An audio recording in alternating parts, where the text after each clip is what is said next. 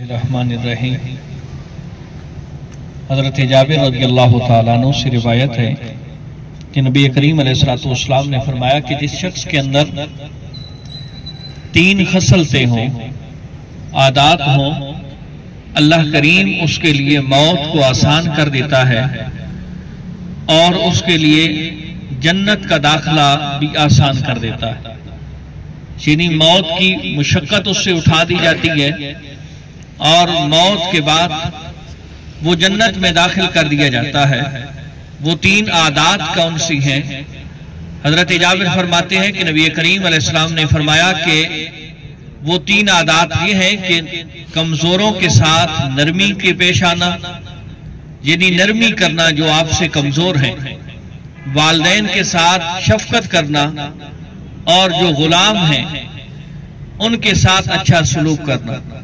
تو محدثین کرام جو حدیث کی تشریح کرنے والے لوگ ہوتے ہیں وہ فرماتے ہیں کہ جب نبی کریم علیہ السلام نے یہ ارشاد فرمایا تھا تو اس وقت کیونکہ غلامی کا ایک دور موجود تھا، غلام معاشرے کے اندر موجود تھے۔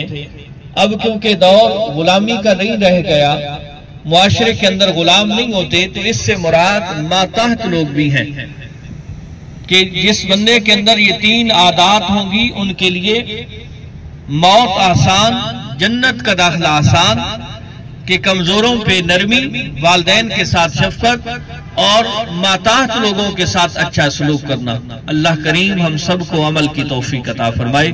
السلام علیکم ورحمۃ اللہ۔